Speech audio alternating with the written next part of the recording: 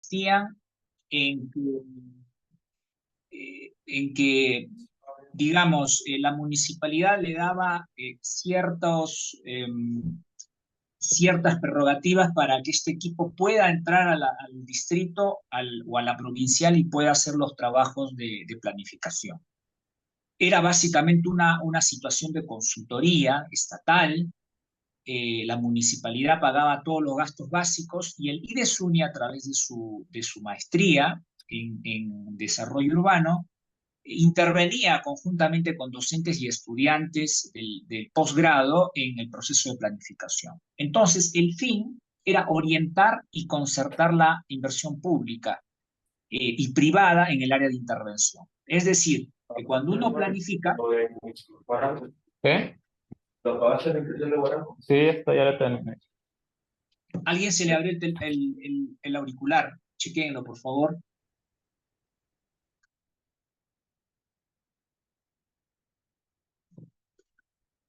Bueno, entonces esa era un poco la idea, ¿no? La planificación tiene ese fin, orientar las inversiones, de tal manera que permitan el uso adecuado de enormes montos económicos en infraestructura pública.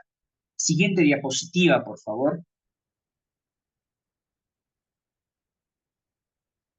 Bueno, entonces, dentro de ese marco, los actores participantes normalmente en la planificación están compuestos por el organismo técnico, en este caso el municipio como organismo encargado de dar las facilidades para que el proyecto se realice, el IDESUNI, que es un organismo técnico también, y después acá hay dos actores que están totalmente ausentes, que son los actores sociales y los actores económicos.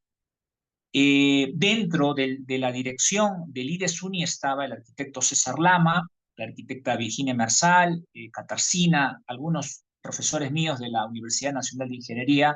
Por el otro lado estaba básicamente la municipalidad, MAPICA, Empresa Municipal de Aguas, etcétera, etcétera, pero acá lo que faltaba son los actores sociales y los actores económicos, que no hay un registro. Y justamente de eso trata un poco hablar de la charla. ¿Qué ha pasado y cuál es su impacto en la planificación? Siguiente diapositiva, por favor.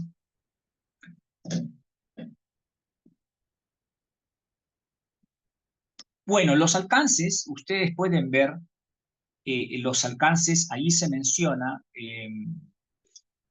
en los alcances, digamos, el carácter inductivo, es decir, de lo individual a lo global. Esa es la inducción. Y otro aspecto importante es que se ha desenvuelto socialmente desde abajo hacia arriba.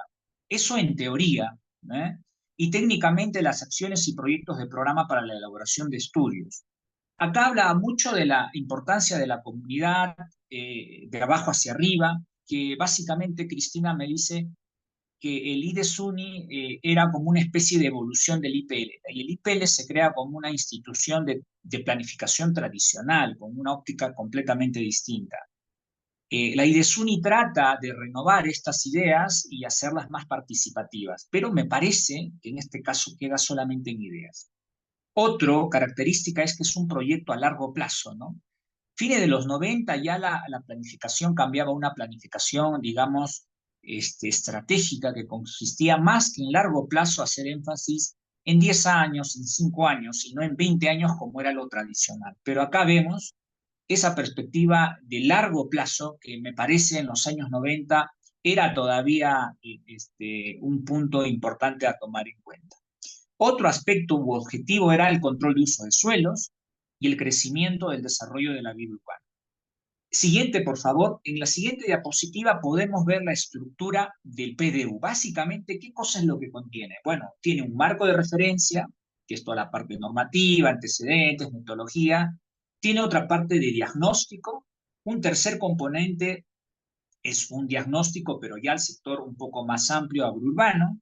Finalmente tiene las propuestas de plan de acondicionamiento y termina con un reglamento provincial de construcciones. Antes existía esto, en muchas provincias, las provincias determinaban los parámetros de construcción. Ahora no, ahora el Reglamento Nacional de Edificaciones se aplica a nivel nacional y si no estás dentro del marco de esto, no te dan sencillamente las licencias. En la siguiente diapositiva, dentro del diagnóstico que encontraron estos equipos de planificación, vieron algo evidente, que es el factor institucional. Entonces, ahí está la municipalidad de Ica, que más o menos data de inicios del siglo XX, es decir, este local institucional tiene casi más de 100 años, y claro, se construyó pensando en la población de Ica de hace 100 años, que era infinitamente menor a la población actual. O sea, estamos hablando de una población quizás de 50.000, 60.000 habitantes. Actualmente Ica tiene 300.000 habitantes y claro, ya ha quedado totalmente desfasado esta institución. En la siguiente diapositiva podemos ver los factores institucionales que encontró el equipo IDESUNI, que vino de la UNI desde Lima, para ver en qué situación se encontraba la municipalidad en temas de gestión urbana, ¿no? Y la gestión es básica, porque claro, tú puedes hacer la planificación, puedes hacer los planos, las ideas, pero si no hay un equipo que lo concretice, esto queda sencillamente en ideas, ¿no? Entonces se encontró la carencia de cuadros técnicos, ¿no? En los años fines de los 90 no habían cuadros técnicos, es decir, especialistas en planificación, gente vinculada con investigación en planificación urbana, en temas de ciudad, no existía. Falta de coordinación interinstitucional. ¿Qué significa? Que la MUNI hacía su propia forma de planificar, el Ministerio de Agricultura hacía su propia manera, transporte, etcétera, y vivienda lo mismo. No había una coordinación, digamos, concertada, armónica entre diversas instituciones que están en la planificación de la ciudad. Carencias de políticas restrictivas, es decir, cualquiera podía construir lo que sea y no estaba la municipalidad para fiscalizar. Información desactualizada de asentamientos. Esto es terrible porque además ahí menciona que no había un catastro o digamos una información actualizada, una relación de organizaciones vecinales. No se tenía en cuenta los asentamientos humanos en qué situación estaban a fines de los 90. Y finalmente, al no tener esto, no habían contribuyentes actualizados. Ustedes saben que en una ciudad el pago que se hace por lotes, que le dicen el pago de predios, pues está en proporción al catastro, ¿no? Si no hay un catastro actualizado, definitivamente, digamos, los contribuyentes no van a hacer los pagos que correspondan. En la siguiente diapositiva, otros factores que también encontraron es carencia de inventario. No se sabía cuántos inmuebles estaban en condición informal, en cuestión formal. Esto fue terrible porque también encontraron que la gente que trabajaba en la municipalidad, las remuneraciones eran limitadas, los saberes no se pagaban, las gratificaciones, etc. Falta de un catastro actualizado, no se sabía cuántos lotes habían, cómo era el crecimiento de la ciudad, y algo que es muy interesante, las funciones, es decir, el ROF y el MOF de toda institución estatal no estaba actualizada. Después se encontraron obsolescencia de los sistemas de información. Esto significa que hasta la actualidad tú vas a la municipalidad y todavía utilizan el lápiz y papel para anotar todo el procedimiento que implica, cuando en otros municipios, tipo Miraflores, San Isidro, todo es completamente digital. Archivo municipal, ustedes van a archivo municipal y va a dar una pena, es una lágrima ese archivo municipal porque es un local abandonado, creo que cerca del Camal, y tú vas y no hay los ambientes adecuados, todo está empolvado, es complicado conseguir la información, entonces hay un afán político de desaparecer los archivos, con la idea de no investigar, claro, porque los archivos es una evidencia de investigación y de potencial denuncias. Criterios técnicos, ¿no? Los criterios técnicos de los empleados públicos eran bastante limitados y sobre todo, los presupuestos municipales había una deficiencia en la formulación y aplicación, es decir, que sin planificación urbana, los municipios, digamos, invierten sus presupuestos en cualquier cosa menos en lo que realmente la población necesita. En la siguiente diapositiva pueden ver, ¿no?, de manera gráfica cómo estaban los asentamientos humanos, la oficina en la actualidad. Ustedes van al mercado de La Palma y van a encontrar literalmente estas condiciones, ¿no? El vidrio está roto, es ínfimo, son solamente 2 ambientes que no pasan los 40 metros cuadrados. Miren en qué situación se encuentran y cómo trabajan los planificadores en ICA. En la siguiente diapositiva, ya son rasgos que yo he encontrado. Yo he sido trabajador público ocupé un cargo en la Oficina de Asentamientos Humanos y lo que vi que era insuficiente cantidad de personal. Mira, teníamos 6.000 predios para atender solamente en asentamientos informales. Teníamos más de 100 expedientes y habían 25 asentamientos humanos. Y en la municipalidad solamente éramos 4 personas, con los ingenieros, arquitectos, 4. ¿Qué cosa hice? Llamé a los estudiantes, llamé a otros colegas para que cooperaran, llegamos en su máxima expresión a estar en esa oficina de 40 metros cuadrados, algo de 25 empleados, básicamente viendo el tema de la planificación. Y gracias a ellos tengo toda esta información que les voy a compartir de manera inédita. Entonces, otra cosa que vi en el proceso de la planificación hay una desarticulación, no hay un flujograma en donde a ti te indican cuál es el proceso de la formalización. También vi que los colegas no tenían funciones específicas, había un desequilibrio de la carga laboral, es decir, que algunos colegas tenían 20 expedientes, otros tenían 1, otros tenían 2, había una desclasificación de expedientes, ¿no? Es decir, que tú no sabes cuál expediente le tienes que dar prioridad y cuál no. La inexistencia de horarios de atención, o sea, la gente iba a la municipalidad y decía, por favor, ven una constancia de posesión o haga una verificación de campo, y no había un horario que corresponda. Y sobre todo, y lo que aquí comparto, que había una total desarticulación del ROF, del TUPA, del MOV. Es decir, te pedían requisitos que cuando tú llegabas a la municipalidad te decía, no, ya cambiaron los requisitos, pero no estaba escrito en los requerimientos. Entonces, en la siguiente diapositiva, esta parte institucional, colegas, se va a reflejar en el ordenamiento de la ciudad. Y acá vemos más o menos las quebradas de Ica. Ica está en una zona bastante árida, sus quebradas tienen estas características. En la siguiente diapositiva podemos ver el tema de riesgo urbano. Es un acápite que el plan del 98, elaborado por el IDESUNI, lo tiene en cuenta, pero a pesar de ello hay ciertos rasgos que hay que mencionarlo. Por ejemplo, en el sector de Yaurilla menciona área residencial y todavía pone futura zona de expansión de acá a 10 años, es decir, que en el 2010 ha tenido que esto urbanizarse. Sin embargo, en la zona que está en verde, en la zona derecha, vean, está el REP, zona de tratamiento especial o de reforestación. Pero sin embargo, es complicado y es una locura reforestar enormes extensiones, porque básicamente para reforestar necesitamos agua. Y los planificadores del IDESUNI no han tomado en cuenta las carencias de aguas de este valle, ¿no? En la siguiente diapositiva podemos ver en la actualidad cómo esa zona de Yaurilla se ha establecido en enormes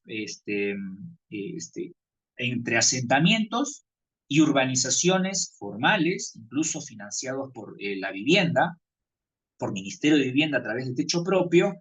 Y en la siguiente diapositiva podemos ver justamente en la urbanización de Yaxta hay una quebrada llamada el Pedregal. Al norte, entre Tinguiña y Parcona, está la quebrada Kansas, al norte está la quebrada Cordero, que corresponde un poco más a la zona de los Molinos. Y claro, ¿qué cosa es lo que pasó? En la siguiente diapositiva podemos ver el crecimiento urbano de los Molinos y cómo los huaicos, digamos, reiterativamente han pasado y han cruzado este, esta, este centro poblado, afectando no solamente a la propiedad inmueble, sino quizás a vidas también. Se han registrado muertes por el hecho de que han sufrido los huaicos. En la siguiente diapositiva podemos ver en esta zona de Yaxta, que fue en el 2017, cómo las aguas entraron en la urbanización, y podemos ver en la siguiente diapositiva cómo queda esta urbanización después que pasa un torrencial de tipo Huayco. Literalmente desaparece. Miren, esa foto es una foto inédita, tomado digamos, de una vista satelital. En la siguiente diapositiva podemos ver el tema del riesgo urbano. Riesgo urbano significa, digamos, el peligro que corren los habitantes de la ciudad debido a no prever el caudal de ríos, el tema de las quebradas, la activación de las quebradas, etcétera, etcétera. Y acá podemos ver el río Ica, que ustedes seguramente lo conocen, y tiene dos particularidades. Que este río Ica solamente en verano se llena de agua, y las viviendas que viven aledañas están sobre el nivel del río, del río. Es decir, que si el río sale, literalmente los va a inundar. Y eso es lo que pasó en el año 98. En este mapa podemos ver el sistema hídrico de Ica. En color azul vemos el río, cómo atraviesa de norte a sur. Después también vemos algunas acequias que atraviesan toda la ciudad. Y claro, el problema básicamente es que este río, cuando llegan los españoles a Ica, le hacen un cambio de trayectoria. Este río normalmente iba de este a oeste, es decir, salía de la quebrada y de manera perpendicular llegaba hasta la orilla del mar.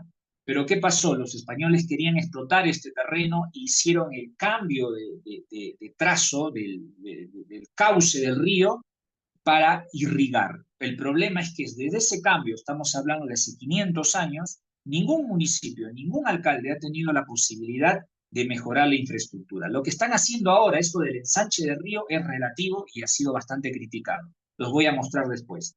En la siguiente diapositiva podemos ver cómo los planificadores sí tuvieron en cuenta esto del desborde, pero a mí me causa mucha resonancia que a pesar de ello, toda la zona de la franja del río no lo han zonificado como área de alto riesgo o como zonificación hasta cierto límite o como zonificación para reformular proyectos de intervención urbana más específicos. Sencillamente han puesto como R3, zona de residencial media, o RBI, zona de cierto riesgo para la vivienda. Y acá ustedes pueden ver que Ica no es la primera vez que se desborda el río, se desbordó en el 25, en el 33, en el 63, en el 98 y en el 2007. Y la última foto de abajo es el barrio de San Ildefonso, que es impresionante, ¿no? ¿Cómo le han dado permiso para que un barrio construya miles de viviendas con dinero público a través del techo propio al costado del río y sobre todo debajo del nivel del río, ¿no? Entonces eso, acá hay muchos responsables que es necesario tenerlos en cuenta. En la siguiente diapositiva podemos ver específicamente las zonas afectadas en el 98, y miren, la Plaza de Armas está completamente inundada, miren la zona de Loure, la iglesia de San Francisco, llegó hasta, creo, casi el colegio San Luis Gonzaga. Fuentes CNPRED 2017. Siguiente diapositiva, podemos ver cómo quedó el barrio de San Ildefonso. Miren el nivel de caudal, llega incluso hasta el alféizar de las ventanas. Claro, la gente perdió muchos bienes, son incluso familias que todavía no han pagado el préstamo de techo propio, y entonces es el sector que ha sido afectado. Y claro, esto es lo que queda, ¿no? Cuando no hay planificación, cuando no hay equipos, cuando no se forja planificadores en la universidad o las materias de planificación urbana son bastante débiles, esto ocurre, ¿no? Gente afectada, el agua llegó hasta el cuello, las viviendas derruidas, y claro, eso causa y genera pobreza. Esa es una foto del 98 y esta es una foto de 2017, es decir, tiene menos de 5 años y estamos repitiendo la historia. En la siguiente diapositiva, por favor. Ahí se puede ver la zona de Yaxta, cómo han sido estas viviendas, incluso han sido afectadas, algunas se han inclinado. Miren cómo el caudal, cómo se activan las quebradas y cómo se afecta a la población. En la siguiente diapositiva podemos ver algo sobre el plan, ¿no? Este plan no solamente no tomó en cuenta muchos aspectos de la ausencia de agua, sino que esta es una zona altamente riesgosa, sino que acá me llamó la atención cómo los parques zonales lo han distribuido. Han puesto 4 parques zonales, básicamente. Al norte, que está casi por el Cerro Prieto. Al oeste está en la zona, en la quebrada también, que es de riesgo de Parcón y Tinguiña, y en la zona de la Huacachina. Entonces ellos han destinado, miren ahí, para que tengan una idea, parques zonales han destinado aproximadamente 8.000 hectáreas. Sin embargo, a pesar de eso, Ica es una de las ciudades con menor áreas verdes por habitante. No llega ni al 0.4 metros cuadrados por habitante, cuando la Organización Mundial de la Salud pide 9 metros cuadrados por habitante. Cusco tiene 1.3 metros cuadrados por habitante. Ica tiene casi la tercera parte de espacios públicos que tiene la ciudad de Cusco. Siguiente diapositiva. En cuanto a la expansión urbana, Las proyecciones que se hizo esta planificación en los años 98 han sido idóneas porque se proyectaron del 98 al 2020. Es más, incluso hay un exceso porque ellos piensan que actualmente hay 360.000 habitantes cuando en realidad más o menos llega a 300.000 habitantes. En ese marco ellos requieren para áreas para vivienda 1.000 hectáreas. Y como pueden ver en la figura, la ciudad de Ica está en color amarillo y en color verde, izquierda, está todas las áreas de expansión urbana, que básicamente serían toda la parte posterior a la residencial Angostura, al Guayabo y San Juan, San Joaquín. Pero como ven ustedes, cuando vayan ahora no va a existir nada de ello, no existe. Esta planificación que se pensó que la extensión urbana iba a ser para el desierto, fue una quimera, fue una utopía, porque claro, la gente que busca agua, y el agua está en el valle, el agua no está en el desierto, entonces planificar una ciudad y tirar la extensión urbana hacia el desierto es complicado. Es más, Tierra Prometida actualmente se encuentra en condiciones muy deterioradas, no tiene servicios de agua, no tiene servicios de cloacas públicas, y es exactamente por ello. Pero sin embargo, existe Tierra Prometida porque está la vía que conecta a la ciudad con la playa. En la siguiente diapositiva se puede ver lo que se proyectó y lo que realmente... Esta es la ciudad de Ica en la actualidad. Como ven, todo lo proyectado en la diapositiva anterior no existe, porque literalmente son médanos. En la siguiente diapositiva podemos ver la depredación ambiental de dunas y la ocupación ilegal. Hay un correlato en Ica que las dunas se depredan porque básicamente la gente va y vive. Y claro, esta es la diapositiva. En la siguiente diapositiva se puede ver que los planificadores han detectado la cualidad de los médanos como una característica y rasgo principal de Ica, al igual que Piura. Ica y Piura son las dos únicas provincias a nivel nacional o del Perú que sus ciudades están vinculadas con las dunas, y eso le da una belleza magistral y le da cierto valor patrimonial, ambiental a la ciudad. Entonces, acá ustedes ven que lo han mapeado, pero sin embargo, como no se ha aplicado la planificación que se ha hecho, estas dunas han sido invadidas. En la siguiente diapositiva, cuando estaba trabajando en la municipalidad, hicimos un catastro. Yo más o menos habré trabajado de 2018 a 2019, hicimos un catastro de dunas. Y ahí está Ica, y estas son todas las dunas mayores a 500 metros, 400 y hasta 700 metros. Y como ven, en la siguiente diapositiva, he hecho un mapeo de dónde se encuentran las dunas. Básicamente están en la zona norte y noroeste. En la siguiente diapositiva pueden ver un caso específico de esas dunas, ¿no?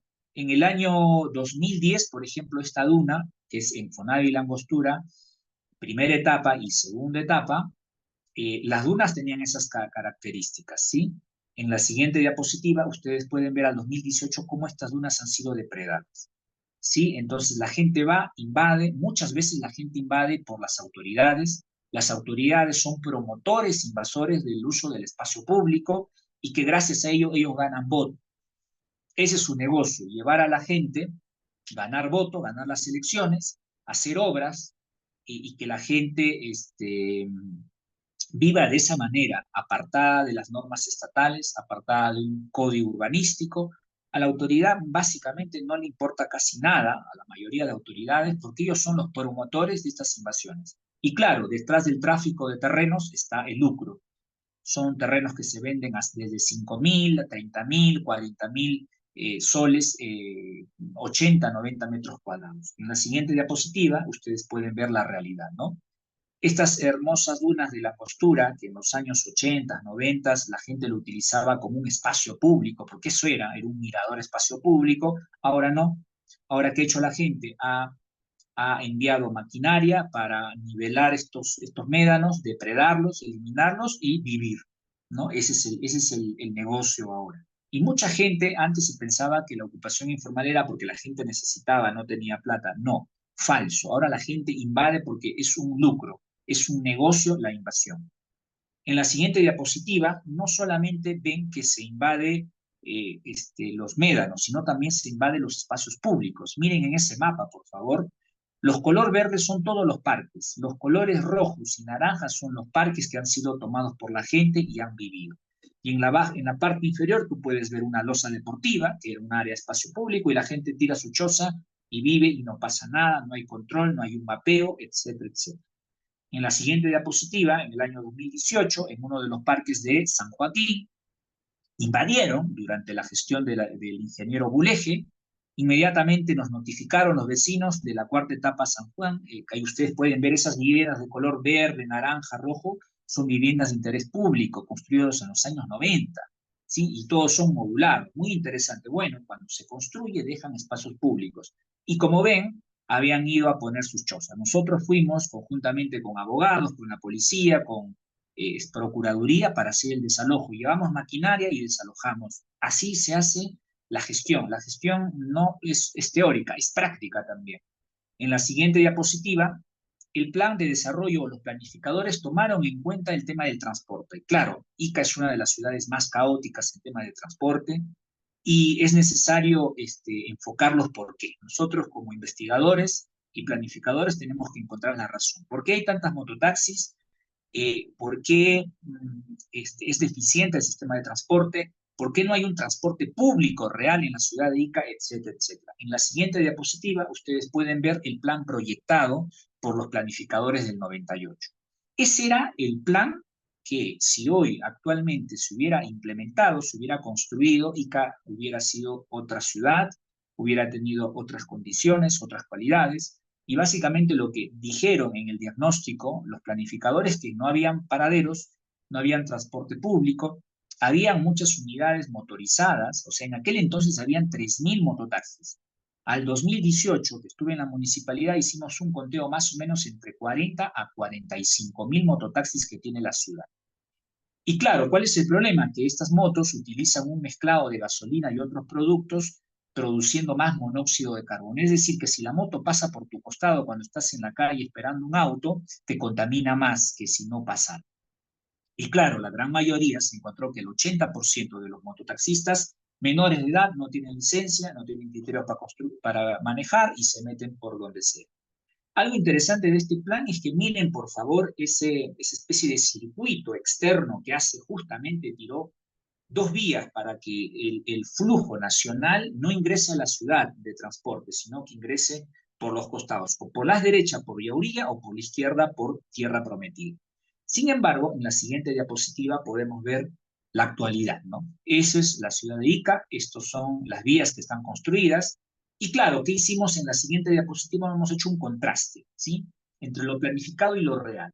Todo lo que está en negro ya estaba construido. Todas estas vías troncales, sectoriales, zonales, intermedias, en color negro, estas líneas ya estaban construidas. Lo que se pensó con el proyecto de planificación era hacer todas estas líneas que están segmentadas. Miren, ese era el esquema de ciudad de transporte segmentado. Pero ¿qué ha pasado? Que la construcción no ha ido de la mano con la planificación. Entonces, ¿qué han hecho las autoridades? Los alcaldes han construido todo lo que está en línea roja, todas estas calles, avenidas, caminos en color rojo es lo que se ha hecho. Es decir, se ha construido vías que no ameritaban construirse y las que se necesitaba, las que se requerían, no se han construido. Entonces, esta es una imagen real de lo que Ica tiene actualmente. Y claro, ¿qué cosa es lo que el 75% de vías proyectadas no se ha hecho? Y este es un proyecto que ha costado mucho, mucho dinero. Siguiente diapositiva, podemos ver, por ejemplo, ¿no? La zona de San Carlos, esta zona que está detrás de la universidad, casi por Cachiche, me parece. Por ahí iba a pasar en línea roja una vía de evitamiento, una vía que conectara para poder ir de norte a sur de manera más rápida, tipo autopista. Pero ¿qué han hecho? Han hecho cuantiosas urbanizaciones privadas. Se ha irrumpido estas vías públicas para hacer construcciones privadas, loteos privados, inmobiliarias que tienen intereses en zonificar, etcétera, etcétera. Siguiente diapositiva. Miren, esto es un caso real. En el 2018, cuando estábamos en la gerencia, la gente invadía las calles. Esta es una calle de un cierto sector que ustedes pueden ver en las imágenes. En la mitad de la calle la gente se metió a vivir. Y claro, como no había municipalidad, como no existían técnicos, esto se llevó a cabo. Nosotros fuimos a intervenir este sector, hicimos una remodelación y aperturamos esas calles. Y otro cuello de botella es el hospital regional, ¿no? En la siguiente diapositiva creo que he puesto, miren por favor, En el plan de desarrollo urbano se mencionaba que esta vía del Óvalo, el hospital regional, es una vía de doble sentido. Pero ¿qué ha pasado? La gente invadió. Entonces, actualmente Tierra Prometida tendrá más de 12.000, 15.000 habitantes y tienen que pasar por un enorme cuello de botella, que es el hospital regional, para poder llegar a la ciudad. Siguiente diapositiva, que está vinculado con el problema de la vivienda, ahí se puede ver, ese es ICA, ¿no? ICA actual es eso. Si yo quiero ponerle un título a ICA, yo diría, esa es la ciudad de ICA en la actualidad. Esas son las condiciones como ICA crece. Sin planificación, sin participación de la gente, sin participación de estudiantes, de investigadores, el colegio de arquitectos por su lado, etcétera, etcétera. Y claro, ¿cuál es el problema? Que nosotros hicimos un mapeo. Hemos mapeado todos los... Este es el único mapeo que se ha hecho en la historia de ICA de todos sus asentamientos informales. Lo hicimos en la gestión del ingeniero Buleje, por ahí por el 2018-2019. Y ahí pueden ver, ¿no? Notablemente, todo lo que es ciudad en color gris es la ciudad formal.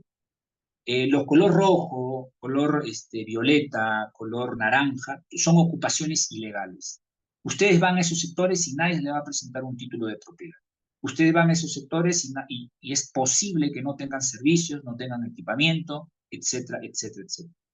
Y claro, si en la siguiente diapositiva podemos ver el caso de Tierra Prometida, que dicho sea de paso, hablar de Tierra Prometida es hacer una exposición aparte, ¿sí? Es todo un tema, he escrito varios artículos, y eso, ¿no? ¿Qué pasaba? Que ahorita Tierra Prometida en aquellos años tenían algo de 38 organizaciones sociales, actualmente tendrán casi 60, ¿no? ¿Y cuál es el problema? Es que la zonificación no está adaptada, está desactualizada. Entonces se requieren actualizar, se requiere cambiar el uso de suelos y eso implica cuantiosa trabajo de gestión, sobre todo dentro del Estado. Y es por eso que en la siguiente diapositiva la gente toma los cerros, la gente vive, pasa 5 años, lo lotiza y es un negocio para vivir. Para terminar y no cansarles, conclusiones, ¿no? En la siguiente diapositiva, en la imagen izquierda podemos ver Ica de los años 90. Miren Ica cómo era, qué tamaño tenía, cómo había crecido en realidad Ica en esa década. En la margen derecha pueden ver el núcleo urbano de Ica. Miren, eso es al 2005 cuando hice la tesis en Buenos Aires. Esa es la mancha urbana de Ica y se nota claramente que esta ciudad no se ha planificado absolutamente nada en estos 20 años. Es más, el plan de desarrollo urbano del 2020 tiene casi las mismas condiciones que podemos ver del 98. En conclusiones, señores, los contextos pocos democráticos, autoritarios, como vimos en los años 90, afectan definitivamente la planificación y calidad de vida de los peruanos y de la sociedad en sí. ¿Por qué? Porque estos contextos autoritarios, como lo tenemos actualmente, ¿qué es lo que hace? Retrasar los avances que se hacen para mejorar la calidad de vida de los habitantes, reducir personal, cambiar personal, etcétera. Entonces, la planificación es un proceso en donde la gente participa y los detentores de poder, las autoridades, no quieren en sus decisiones que la gente participe porque tienen intereses muchas veces contrarias al electorado que los elige. Entonces, los contextos democráticos siempre han afectado la planificación y la calidad de vida. Segunda conclusión, como les he mostrado, ¿no? La planificación de ICA ha sido una utopía, ¿sí? Y se observa en las limitadas vinculaciones con los actores sociales. Ha sido una planificación hecha básicamente también en esa corte vertical, tipo de oficina, aunque algunos de los entrevistados han dicho que sí han ido a ICA, pero no se ha constatado bien de las reales problemáticas que tiene ICA y de cómo planificarlas. Y finalmente hay una tarea pendiente, chicos, por parte de ustedes, de vincularse más con estas problemáticas. Para cerrar, yo agradezco a varias instituciones, agradezco primero a los estudiantes de la San Luis Gonzaga, que en el año 2017-2018 hicimos trabajos de campo. Agradezco también a la Universidad Nacional de Huaraz, que me financió para hacer un proyecto de investigación sobre este proyecto que les comenté.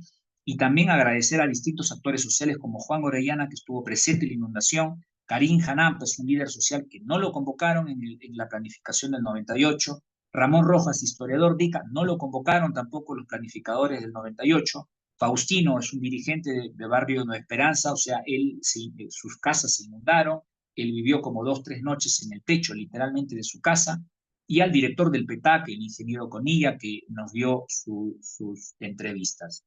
Actualmente, chicos, y para cerrar esta charla, este trabajo no está culminado, estoy en el proceso de la sustentación de la tesis doctoral.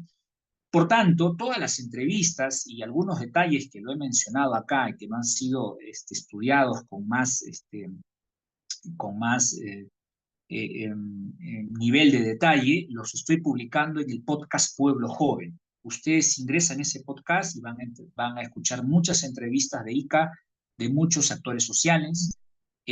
Ahí Carlos le está compartiendo también el taller de Arquiciudad. Es un taller que asesoro a los chicos para que hagan sus trabajos de tesis a nivel nacional.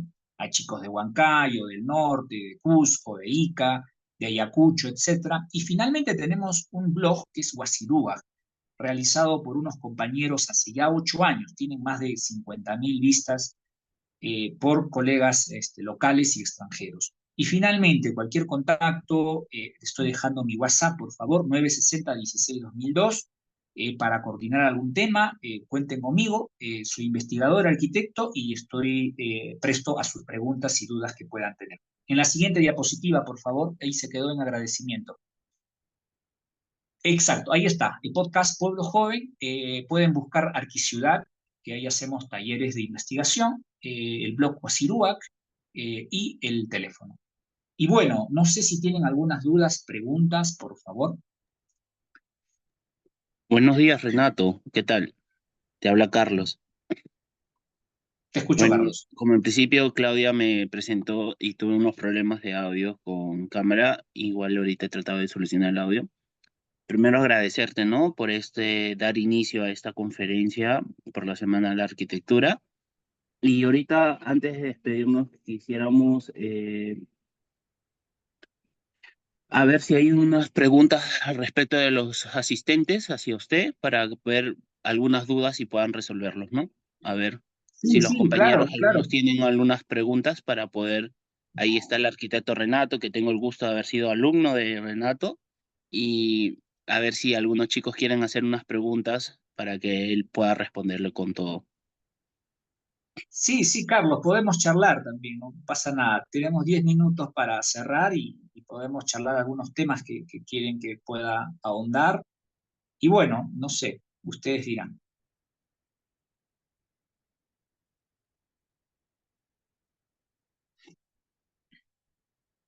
Renato, ahí hay una pregunta. Dice, excelente diagnóstico y conclusión. ¿Hay alguna posible soluciones desde su perspectiva? Wow, sí, obviamente que sí hay soluciones. Una de las primeras soluciones, yo creo que es para que la planificación pueda resultar en toda sociedad, es la vinculación, sobre todo de los que estamos más cerca en la planificación, estudiantes, docentes, colegas, especialistas, colegio de arquitectos. Ahorita el colegio de arquitectos está disperso, está atomizado, ¿sí? No hay una ruta donde nosotros podamos llevar a cabo este proyecto, pero sí, yo creo que empecemos en primer lugar por formar grupos de investigación, semilleros, grupos que nos permitan entender a la ciudad. Primero eso se requiere, porque los políticos tienen un afán de hacer las cosas, pero a veces hacen las cosas sin una fundamentación, sin un análisis previo. Nosotros, la academia, los especialistas, profesionales que estamos vinculados con estas temáticas, lo que queremos ahora y ya es conformar espacios, grupos de acción como el que están haciendo ustedes, gracias a la OPEA, a la UTP, gracias a ti, Carlos, por tener esta iniciativa. Yo creo que esta iniciativa, este espacio ya es un punto de cambio, que antes quizás no existía por esto de las redes sociales, ahora hay más facilidad. Cuenten conmigo, por favor, para cualquier otro evento, para cualquier otra charla. Conozco bastante de ICA, lo vengo siguiendo desde 2015 y justo la tesis doctoral que estoy haciendo trata de eso, ¿no? Entonces, el primer punto para cambio es esto, que tener un espacio de compartir sobre el conocimiento de la ciudad, sobre temas urbanos. El segundo espacio es un poco amalgamar, hacer una especie de bisagra con las organizaciones sociales, con la gente. La gente de a pie requiere de nuestra expertise, de nuestra asesoría. Hay muchos dirigentes sociales que actualmente yo estoy asesorando en ICA para que sus proyectos de habilitaciones, sus proyectos urbanos y de equipamiento y de servicios puedan ser viabilizados. Entonces, necesitamos esto, contarles a los dirigentes que ellos tienen el poder y sobre todo tienen la asesoría para que sus comunidades se desarrollen. Eso yo creo que es lo básico. Y creo que después habrían más cosas que incorporar, pero si no hay una presencia de las comunidades, de las organizaciones sociales, del ámbito académico, la parte política va a ser lo que le da la gana. Y eso es lo que está pasando. Actualmente los municipios, las autoridades hacen proyectos sin fundamento, hacen proyectos que ya lo tienen hecho, y tienen intereses básicamente personales, no tienen un interés social, no tienen un interés de mejorar la comunidad, mejorar la educación en absoluto. Y lo que podemos ver ahorita con el Congreso y el gobierno de facto, que este régimen nos está gobernando, es eso. Eso es lo que se ve día a día. Se está deteriorando la educación, se está bajando los niveles educativos y de calidad universitaria mediante la SUNEDU, se está afectando los poderes que deberían ser autónomos, el Congreso está acaparando mucho poder político, y eso es lo que pasa. Eso pasa cuando nosotros no estamos organizados.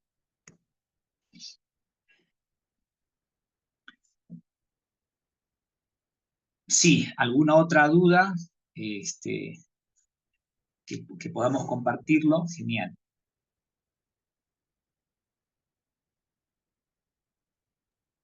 Sí, arquitecto, bueno, Fernando Morales nos comenta de qué mejor manera puede aportar mejor la academia cuando la currícula en el aspecto urbano, a mi parecer, no aporta mucho.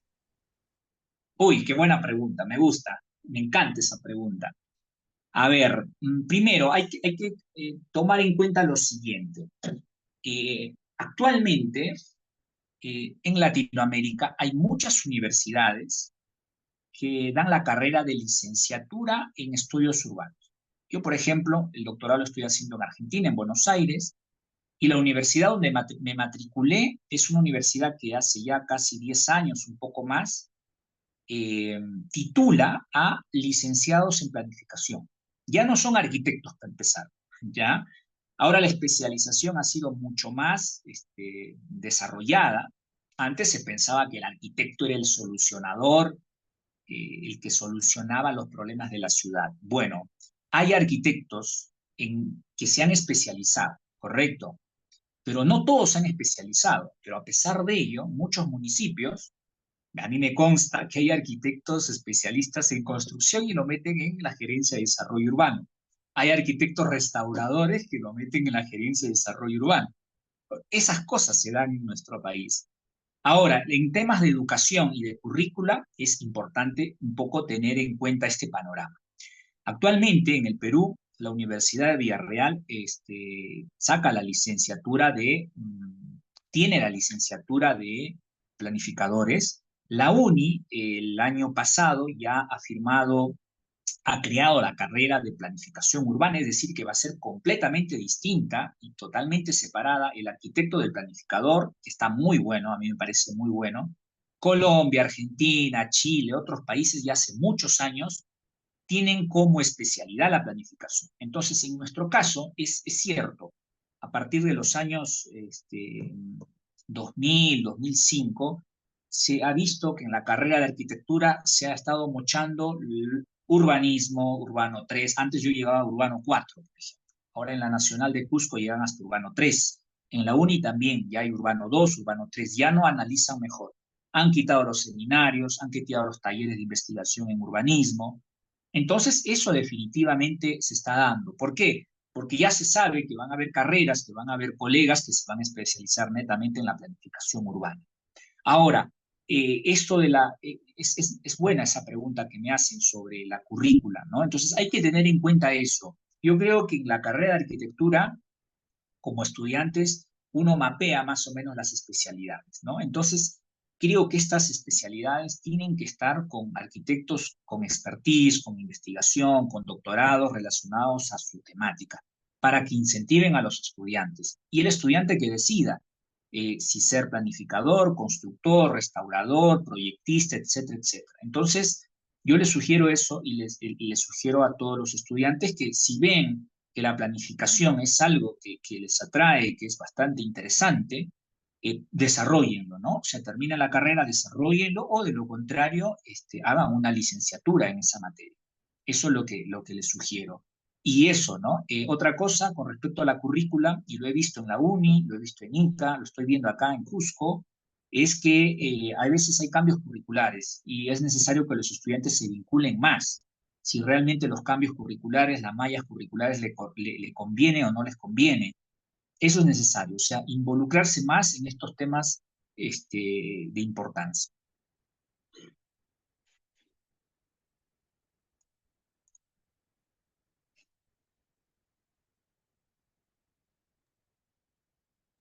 Bueno, Renato. ¿Alguna Chicos, duda? otra ¿Otra pregunta? pregunta. Ya, sí, sigan, sigan. Sí, dale, Claudia, te escucho. No, o sea, quería preguntar si alguno más tenía otra consulta.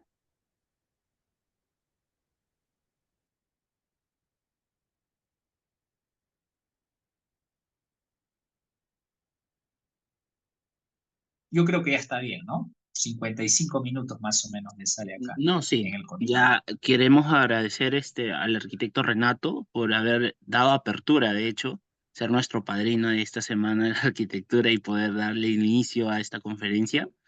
Agradecer a nombre de Claudia, mía, de la organización OPEA, del CDICA, ¿no?